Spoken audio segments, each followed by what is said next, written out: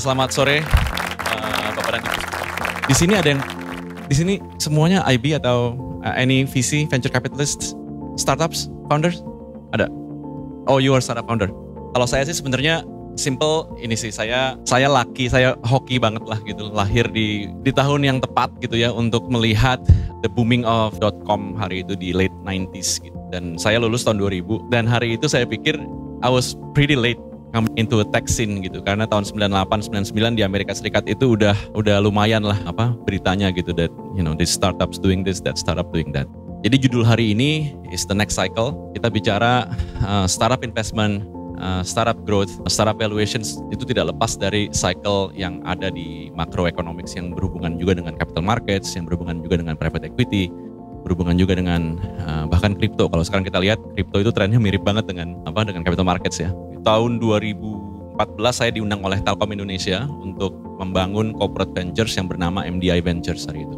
Ini yang pertama banget nih di Indonesia, corporate venture capital. Hari itu 2015 tentunya nggak banyak startup di Indonesia yang memiliki traction yang lumayan besar. Mungkin hari itu some of our unicorns itu nilainya nggak lebih dari 100 million US dollars lah. 2015 ketika MDI Ventures itu berdiri, kita invest di 11 negara. Dan saya beruntung sekali karena tahun 2015-16 itu lagi booming.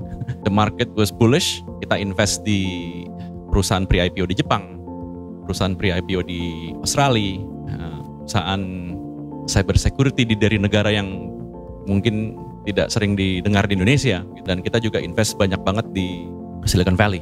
2015, jadi tesis kami adalah satu, tentunya all these companies ini harus sinergi dengan Telkom Indonesia tentunya. Nah, kenapa demikian? Karena kalau kita bicara venture capital ya, private markets ya, itu tuh di tahun-tahun 2000 mungkin 13, 14 ya, itu super abundant capitalnya. So when we try to sell our money to all these companies yang nggak pernah dengar Indonesia di mana gitu, kita harus at least bilang that Telkom Indonesia is the largest telecommunication company in Southeast Asia. Dan dengan demikian, jadi kita cari mungkin perusahaan yang bergerak di enterprise software, kita bergerak di cyber security gitu, kita bergerak di satelit gitu kan ya kan. Jadi akhirnya uang kita nggak hanya komoditi gitu di luar. Karena kalau kita invest di apalagi perusahaan di Amerika Serikat gitu ya, nobody knows where Indonesia is. Kalau ada pun juga nggak terlalu signifikan. 2018-17 gitu ya, saya dengar teman-teman saya yang di private markets nih udah mulai grooming unicorn gitu loh. Grooming unicorn itu menurut saya dan Arya juga di sini, itu kayak langsung ada identitas krisis, identity crisis gitu. Modal Ventura tapi nggak pernah invest gedein unicorn di Indonesia gitu kan. Padahal miliknya Telkom gitu hari itu. 2018 kita start to pitch to BRI. Tujuannya mungkin awalnya kita ingin create fintech fund. Kalau fintech fund tuh paling make sense adalah di BRI, karena BRI itu bank paling besar yang memberikan pinjaman kepada UMKM. Dan kalau kita lihat startup gitu, kalau kita lihat e-commerce, semuanya tuh nggak lebih dari inclusion. That's the theme. The main theme-nya di Indonesia atau Southeast Asia adalah financial inclusion. Kita masih ada berapa? 60% populasi yang unbanked, 20% yang belum memiliki bank account sama sekali. Kebanyakan malah populasi di luar dari kota tier 1 dan 2 di Indonesia itu masih belum mengerti artinya kredit. Sedangkan kalau kita lihat kredit itu adalah yang membangun modern economy gitu ya. E-commerce pun pada akhirnya menjadi a financial group companies yang kita namakan embedded finance companies. Jadi kalau kita lihat all the unicorn companies hari ini nggak lepas dari the era fintech companies. 2019 akhirnya kita mendirikan, saya dan BRI Group mendirikan BRI Ventures. Dan dari sini nanti mungkin iterasinya ada berbagai macam sub-team fund yang kita sudah lakukan sejak tahun 2018. So intinya I fell in love with. Dan mungkin keyword di sini adalah tadi cycle dan FOMO gitu ya. Itu yang menjadi tema kita sore hari ini. So far selama 8 tahun, 8 sampai 10 tahun, 8 tahun di corporate ventures, saya pribadi sudah invest, mungkin ikut berinvestasi di lebih dari 100 perusahaan. Mulai dari advertising sampai fintech sampai space gitu. Kalau kita lihat ada Love Orbital di sini. Itu perusahaan space teknologi dari Prancis. Invest di cyber security sampai apa lagi kita ya.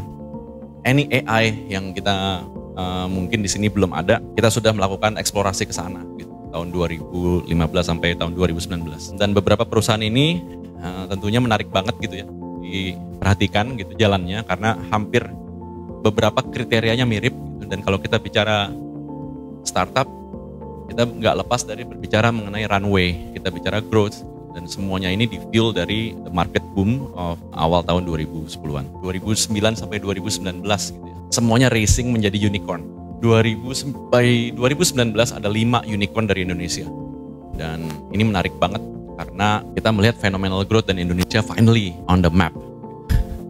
Agak sulit sebenarnya kalau nggak ada unicorn itu Indonesia masuk dalam ekosistem tech gitu di dunia gitu ya. So it has to be something yang seperti inilah gambarannya. Jadi kita lihat dari tahun 2009 mungkin when the first e-commerce invented gitu ya. Perjalanannya seperti ini sampai tahun 2019 gitu. Saya nggak kasih nama, but you guys know the logo, right? What happened was di tahun-tahun seperti ini kita juga melihat perkembangan startup yang lain di Indonesia, especially fintech. Nah, fintech ini mendapatkan valuasi yang lumayan fenomenal juga. Dan pada akhirnya kalau kita suka berdiskusi di kantor gitu, kita visi di kantor mungkin yang terjadi adalah diskusi seputar ini valuasi terlalu besar, terlalu mahal, atau masih normal ya, masih wajar. Dan kita pikir karena market was hitting secepat ini gitu, kita pikir 2020 tuh mungkin ada koreksi. 2020 kita melihat ada 9 unicorn diciptakan gitu. Jadi hampir setiap kuartal itu ada 1 atau 2 gitu di Indonesia particularly. Sampai ada, saya nggak bilang siapa tapi ada yang ngaku unicorn juga di bawah. Dengan valuasi yang kita juga nggak tahu dari mana justifikasinya gitu ya. Jadi kalau kita lihat, kita perhatikan bandwagon ini hampir mendominasi headlines di Indonesia. Hampir semuanya kita lihat memang tanda-tandanya market is too hot itu udah mulai rasa lah ya 2020. Jadi 2020 ketika kita harapkan adanya market corrections, yang terjadi adalah COVID-19 pandemi. Nah di sini semuanya terakselerasi ya. Jadi kalau kita lihat zaman dulu siapa sih yang pakai e-wallet, adopsinya sangat kecil gitu. Tapi 2020 e-wallet atau digital transactions itu mengalami pertumbuhan yang signifikan banget. Because everybody staying home, right? Dan kita lihat juga banyak dari di antara startup-startup seperti ini yang berhubungan dengan fintech dan dengan wealth yang terjadi di tahun 2020. Platform untuk crypto exchange juga bertumbuh dengan pesat. Kita lihat di Indonesia dalam waktu 2 tahun itu ada kalau nggak salah sekitar 11 juta investor kripto gitu. Compare sama capital markets di Indonesia kalau nggak salah selama beberapa dekade cuma sekitar 8 jutaan kalau nggak salah ya. Nah, jadi kita lihat pertumbuhan yang sangat fenomenal sekali juga untuk crypto companies. But 2020 is another thing, right? 2020 kalau kita sekarang 2022 kita lihat itu sangat aneh ya kalau dipikir lagi, diingat-ingat lagi ya. Nah ini yang mungkin yang menyebabkan akhirnya some of the valuation itu tidak reasonable dan tidak justified juga dengan adanya ini. Dan ini terjadi nggak hanya di Indonesia, tapi terjadi juga di dunia. Nah terus tadi udah ada unicorn baru, terus what happened to the Sunicorns, right?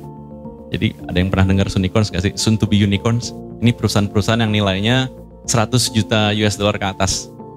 Dan di Indonesia sekarang kalau nggak salah ada 30, 40, 50 karya, lebih kali ya. Nah ini yang sekarang lagi berpikir keras juga nih, bagaimana mempertahankan valuasi tersebut gitu untuk menjadi unicorn. Dan apakah menjadi unicorn itu masih relevan dengan kondisi yang ada sekarang ini? Jadi kalau kita lihat di tahun 2022 ini sekarang mungkin cuma terjadi 2 significant investment kali di dunia venture capital. Yang satu fintech, saya nggak sebut namanya siapa. Satu lagi travel, dan saya nggak sebut nama juga siapa. Ya, baru 2 di bulan Oktober 2022 gitu ya. Compare sama tahun lalu itu lumayan mengejutkan. So what will happen with the Sunicorns?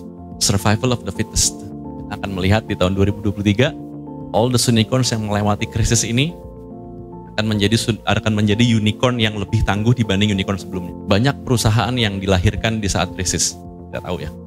Facebook 2008 kalau nggak salah, ya kan. Amazon dan eBay survive the .com bust. Kita lihat the next unicorns di Indonesia yang menjadi unicorn nanti, ini yang benar-benar worth untuk dilihat, bahkan untuk IPO melantai di bursa Indonesia gitu. Jadi apa sih yang membuat valuasi formulanya unicorn itu apa sih? Jadi sebenarnya lebih kepada teknologinya apa sih, product market fit-nya apa sih, usernya berapa gitu. Dan di package dalam bentuk sebuah narasi menjadi nilai valuasi itu gitu ya. Kita namakan mungkin pre-money valuations. Tapi kalau kita lihat di tahun 2020 kemarin, ada yang ingat Clubhouse gak? Ya kan? Clubhouse itu menarik banget ya. Karena semua orang di rumah dan semua orang mungkin nyari entertainment yang lebih memadai hari itu, mungkin ngobrol sama orang lain gitu, nggak pernah ngobrol sama orang. Kalau kita lihat di Clubhouse itu tag-nya itu iOS only hari itu, kalau diingat ya. Nggak ada Android-nya, bayangin deh. Terus usernya eksklusif kalau nggak salah Pak Arya yang undang saya di Clubhouse. Jadi kalau di Clubhouse saya ada rutenya tuh, Arya Setia Dharma invited me gitu ya. Jadi eksklusif 6,5 juta hari itu dibatasi ya. Monetization-nya nggak jelas apaan, iklan juga nggak ada gitu ya. Tapi launch pada bulan Mei 2020 at 100 million USD valuations. Terus series C-nya di tahun 2021 led by Andreessen Horowitz senilai $4 billion valuations. Nah ini jadi kalau kita lihat fenomena ini lumayan ini ya, hampir tidak masuk akal lah. Kalau saya sih pribadi lebih setuju melihat valuasi itu. Dan valuasi itu divalidasikan di setiap tahapan. Most of our unicorns actually quite healthy. Karena over a period of time yang lebih dari 10 tahun bahkan. E-commerce saja yang paling besar di Indonesia mulai 2009 gitu ya. Jadi unicorn itu tahun 2017, 2018. So it's almost a decade. Jadi kalau saya melihat cycle ini, jadi ekonomi itu cyclical ya, di mana-mana. Jadi kalau kita lihat itu there's always a period of boom and bust. Itu disebabkan karena apa sih? Setelah 2008 kita nggak pernah melihat krisis lagi loh. Jadi 14 tahun itu uninterrupted growth selama 14 tahun. 14 tahun itu isinya cuma grow. Gitu ya. Nah dengan optimisme seperti itu makanya hampir semua perusahaan ya, startup ya, itu mudah sekali untuk secure funding. Dan when you are easy to secure funding, berarti you expand quickly.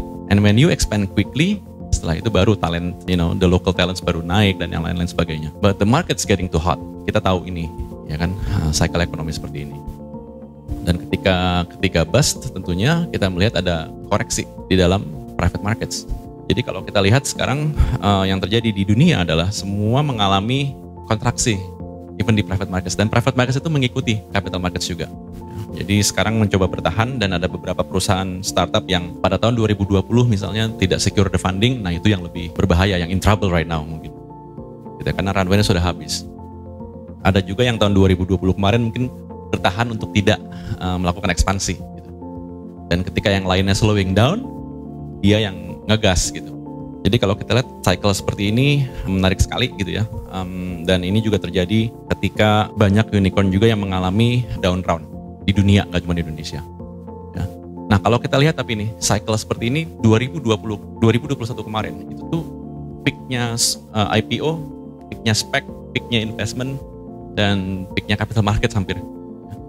Kita lihat di tahun 2019, mungkin signalnya tuh udah kelihatan ketika Uber IPO-nya nggak sukses. Tetapi tahun 2021, atau 2020 ya, 2020 ketika Airbnb itu IPO, itu tuh menarik banget bagi mungkin private market untuk mengikuti jejaknya all the successful SPAC dan IPOs. Nah inilah yang akhirnya menyebabkan terjadinya bust. Di Indonesia first cycle-nya udah lewat ya. Kemarin kita melewati first cycle ini. Indonesia itu ranking ketiga di ekosistem startup dunia gitu ya. Berarti kita tuh yang minting unicorn like every quarters tadi. 2021 most of the investment dari 4 billion US dollar itu hampir semuanya ke unicorns, tadi ke Centaurs. Terus kita lihat kalau dari Southeast Asia market Indonesia lebih dari 50%, kita tahu semua ini. Kita the fastest digital growth in the world, one of the gitu. Nah ini yang menurut saya pribadi investment di tech ini nggak akan hilang. Kalau kita lihat, kita belajar lagi lah dari cycle kemarin gitu. Setiap boom dan bust itu tentunya ada subsektor. Kalau kita lihat kemarin, subsektor yang mengalami high valuation adalah fintech ya, dan e-commerce lah gitu. Namun kalau kita lihat juga secara subsektor, ada juga yang masih growing. Kita lihat agritech mengalami banyak interest gitu ya. Terus tadi kita udah ngobrol juga ya di dalam mengenai ESG tech dan impact companies yang mengalami juga gitu banyak interest dari investor. Kita melihat juga kemarin ada rise in consumer yang digital di Indonesia. Nah ini pun juga kita melihat adanya mungkin adjacent sectors yang akan nantinya melengkapi ekosistem kita di Indonesia. Dan kalau kita lihat, kita bicara private equity markets lah ya, seperti venture capital. Mungkin kita pernah dengar juga beberapa venture capital itu baru closing dananya like $500 million, like $300 juta gitu kan. Dan itu kan nggak mungkin diem aja gitu. Dan kita akan melihat nih masih ada dry powder yang belum kepake gitu. Masih ada dry powder yang masih belum dialokasikan gitu ya. Nah ini kita melihat ketika nanti cycle berikutnya terjadi, ini pasti akan lebih baik harusnya. Apalagi kalau kita lihat sekarang all the valuation itu juga udah turun lagi ke bumi gitu. Nah ketika udah turun lagi ke bumi ini menjadi menarik juga bagi kami di venture capital industry untuk melakukan investment. Dan investmentnya itu memang ke sektor-sektor yang sedang dilihat dari luar juga gitu ya. Nah kita pokoknya gini deh, kalau kita lihat saatnya boom kemarin gitu ya, ketika kita lihat di LinkedIn, third person kita tuh semuanya founder aja, ya kan? Dan orang tua kita bicara mengenai kripto, Bitcoin gitu, dan itu pasti udah tanda-tanda lah gitu ya. Sama seperti di sektor yang baru ini gitu, everybody mungkin belum terlalu banyak berbicara mengenai agritech atau logistek. Tapi kalau kita dengar sudah kemarin dari banyak orang gitu mengenai education dan health, tentunya juga mengalami banyak koreksi juga sekarang gitu ya. Karena kan sudah bukan lagi di masa pandemi yang gawat meskipun pakai masker semua sekarang ya kan. Tapi kalau kita lihat gini deh, ada subsektor yang masih bertumbuh dan dry powder masih ada. Jadi kita nggak berbicara nih all the VCs ini nggak punya dry powder juga gitu ya. So I think kalau kita lihat sekarang, especially di Southeast Asia, is it a bubble? Maybe not. Karena tech sector sekarang tuh berbeda dengan 20 tahun yang lalu. Tech sektornya lebih diverse sekarang. Enggak hanya kalau kita bicara dulu .com-buzz itu kan karena semuanya e-commerce gitu. Sekarang lebih jauh lebih deeply rooted gitu ya. Dan menurut saya pribadi innovation will always come gitu, dan akan terus diperlukan untuk transformasi digital. Dan masih banyak dari negara-negara di Asia Tenggara gitu yang masalahnya dapat diselesaikan dengan cara digital gitu kan. Jadi menurut saya sih jangan panik gitu ya. Ini yang panik-panik seperti ini nih akhirnya buat headline yang enggak. Nah, jadi kalau next cycle seperti apa? Next cycle I think sekarang pun juga kita lihat di early stage itu nggak berkurang gitu jumlah investasinya. Dan kalau kita lihat, kita prediksi ya tahun 2022 ya, akhir kemungkinan besar tuh most of the money dari private equity itu masuk ke early stage companies dan masuk ke sektor-sektor tadi gitu. Sektor-sektor yang adjacent to embedded finance ya. Dan itu pasti akan mendominasi headline di tahun 2023 bahkan. Yang paling penting adalah kalau sekarang sih di venture capital kita juga nggak akan ngelihat ada pre-product yang nilainya 20 juta US dollar gitu. Sekarang pre-product mungkin nilainya mungkin 1/10-nya gitu ya, which is okay untuk kita lihat gitu. Dan sektor ini berkembang dan sekarang dilandasi dengan again revenue gitu ya. Mungkin saya akhiri dengan final note sebelum kita nanti Q&A. Hard times ya, itu akan melahirkan entrepreneur yang terbaik. Jadi menurut saya jalan terus sih ekosistem Indonesia, jangan nyerah. Terima kasih.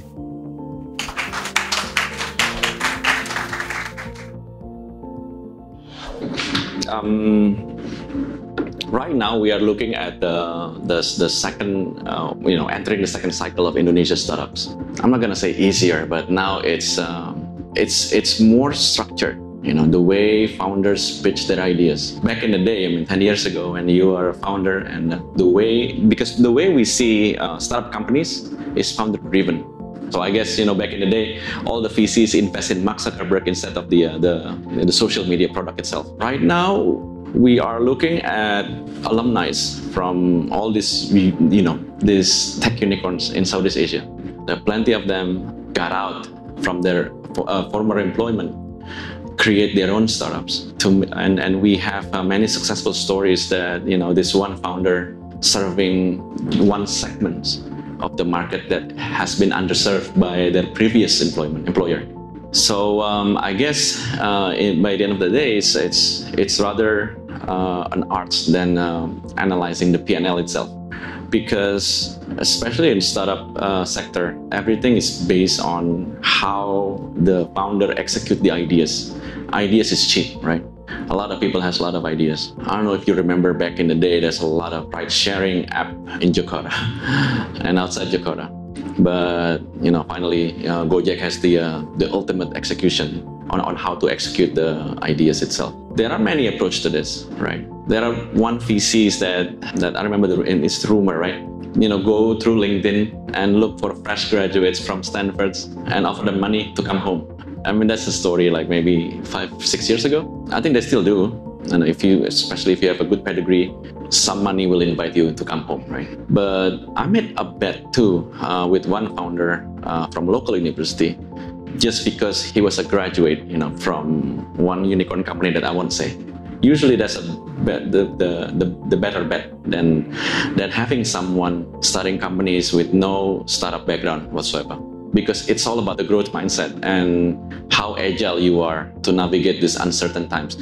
And in startups, every year, not 2022, 2021, every year is uncertain times. Exit strategy, yes. I would advise, if you're a VC, right, is that your exit will be most ideal if you go IPO, the IPO route, because that's the only way to guarantee the safety of the company.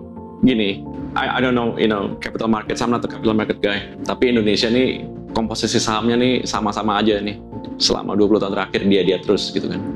You have to have like the index untuk teknologi di Indonesia. Kalau kita lihat dengan kondisi yang sekarang, this current climate, there will be a lot of consolidations happening in the future. Si startup ini dengan startup ini akan join to leverage their strengths. Itu udah terjadi juga sebelumnya, OVO dengan Grab kalau kita lihat gitu kan, itu juga udah konsolidasi.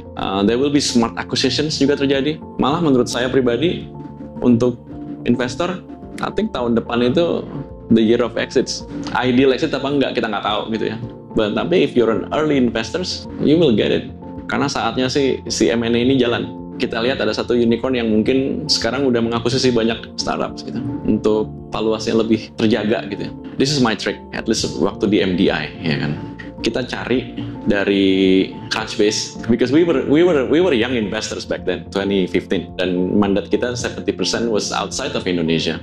And outside of Indonesia kita tuh nggak dikenal. Jadi kita cari Crunchbase yang lama gitu, artikel yang mungkin 3 bulan yang lalu, 6 bulan yang lalu, companies yang baru raise series A, terus kita lihat lagi siapa investor di belakangnya gitu. Because startups tadi, creating exits is all about momentum. Startups itu nggak mungkin kalau misalnya di-invest sama investor yang nggak ngerti on how to create that momentum. And valuation itu di-drive dari momentum tadi. Exit juga sama, di-drive dari momentum tadi. And especially if you have M&A, it will be a decision yang nggak pakai logic juga. Pernah dengar ada satu startup dibeli sama unicorn untuk raising money nggak? Ada juga seperti itu. Ada juga ada startup yang dibeli sama Centaur Startups untuk melengkapi ekosistemnya, ada juga seperti itu.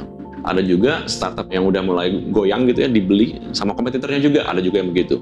Nggak selalu rasional kalau M&A itu. Dan terus terang di MDI Ventures kita mendapatkan banyak sekali M&A. Exit kita malah di luar itu dari M&A. Jadi kita mulai cari yang kira-kira sektor yang barrier of entry tinggi, seperti cyber security, space, itu kan something yang tinggi banget barrier of entry-nya. Nggak semua orang bisa bikin roket kan bro, gitu. Nah di sana tinggal kita tunggu ada perusahaan yang lebih besar lagi apa enggak ingin teknologi ini. Itu lebih mudah sekali untuk dilihat. Tapi kalau mungkin di Asia Tenggara itu lebih kepada tadi your market consolidation itu sebesar apa sih gitu. Do you have the ecosystem, not teknologi per se, tapi ecosystem that is needed for the other company to grow further, kayak gitu. Feeling saya 2023 mungkin banyak akuisisi dan banyak exit. You have to, among co-founders is like marriage, right? But it's like maybe like monogamous marriage or maybe polygamous marriage. Kalau 3 founder biasanya lebih equal. 2 founder biasanya pasti nggak bertahan lama. Tapi most of the time, because they fail to secure the next round of funding, they can create momentum because the sector is not hot. Now I know plenty of founders yang sekarang survive by cash flow basis, but their sector is not sexy. Because if you follow private money, right? Private money kan dapat exit dari money multiply. Dan money multiply itu terjadi karena FOMO. Like it or not, right? I mean, the principles is the same as capital markets. That everything driven by fear of missing out. Dan sektor di Indonesia nggak sulit untuk ditebak gitu.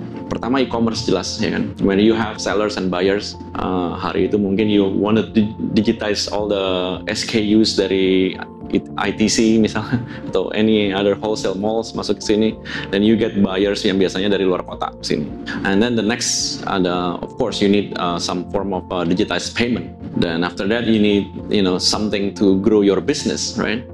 P2P lah itu. And then we see dari sana kita lihat we need to onboard everybody yang dari luar kota besar di Indonesia gitu ya. That's why you have all the mitras dari all the unicorns di Indonesia itu semua punya mitra pasti.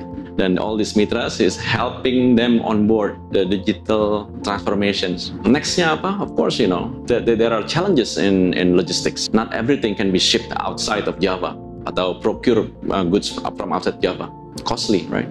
Dan kalau kita lihat kemarin ada sektor-sektor yang bertumbuh seperti education dan health. Tapi itu kan just menurut saya pribadi it's a phenomenon COVID-19. So I guess you have to pick the right sector for you to be able to grow exponentially too, because everything is based on funding, especially in startups. You don't actually raise money to reach PEP. Yeah, because your propositions is that you have to grow really fast, that you have to take over the market like instantly. Tadi 2 ya, 3. We realize that some sectors itu tuh mungkin bukan timingnya sekarang. Some health companies yang kita pernah invest juga 2019 tuh almost like gone. Tapi 2020 tiba-tiba ada napas lagi kehidupan gitu di sana. Yeah, so you have to survive long enough until you have the moment on your back. Timing very important. Imagine if e-wallet datang 10 tahun yang lalu. No one will have the use case, right? Buat apa gitu? Datang buat apa? Agriculture datang 10 tahun yang lalu buat apa gitu? We actually have like friends yang ngerjain agriculture tech but 6 years earlier sampai akhirnya udah hilang duluan gitu. Tapi tadi momentum tadi nggak ada di sana gitu.